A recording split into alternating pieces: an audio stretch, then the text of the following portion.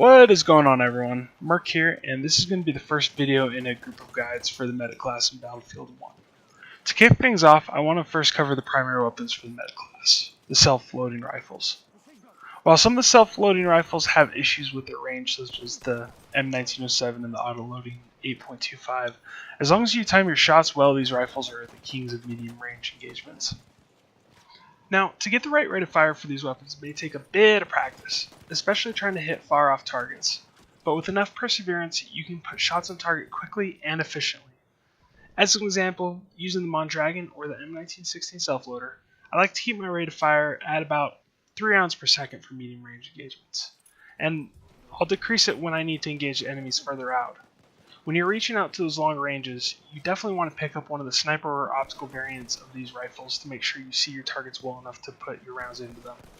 There are two load types for these rifles, those using magazines, and those that load their rounds via clip or a single round at a time. The Serengeti, default rifle for the Med class, falls under the second type along with the Mondragon and some others including the SMLE from the Scout class. What makes these self-loading rifles unique is that you will reload 5 rounds at a time if there is room in the weapon, but if not, you will end up loading rounds 1 at a time.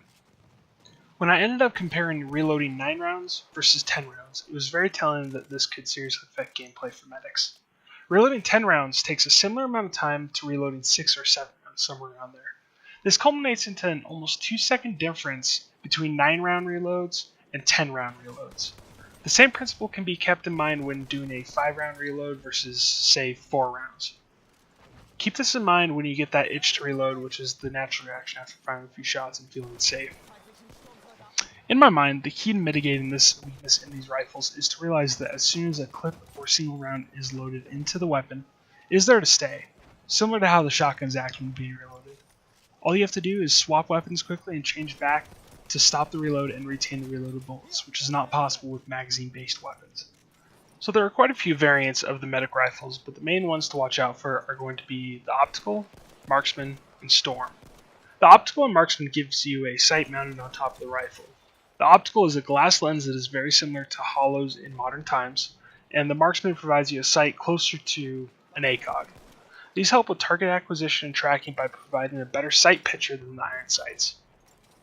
The Storm variant is for anyone going for the closer range engagements where they want to focus on the rifle stability but don't necessarily need cleaner sights to use.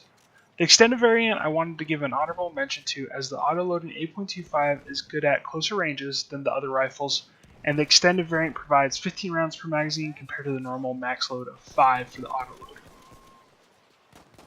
Now, the best weapon for the medic class is going to depend on your playstyle, but personally, I love to use the Mondragon Optical even though in normal mode I know the M1916 self-loader is statistically the better rifle to go with using an aggressive playstyle.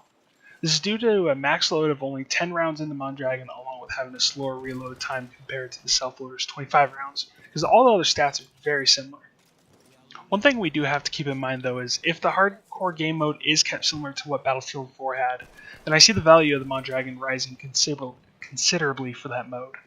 Hardcore mode had a setting called Reload Full Magazine, which made it so when you reloaded, the rounds already in your rifle were thrown away instead of going back into your ammo pool.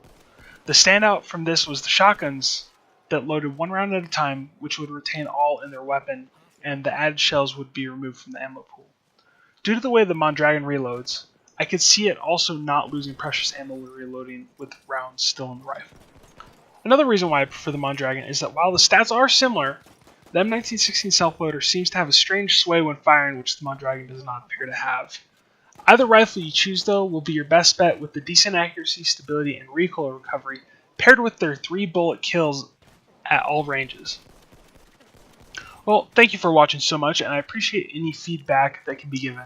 I look forward to putting out my next guide, and I will see you next time.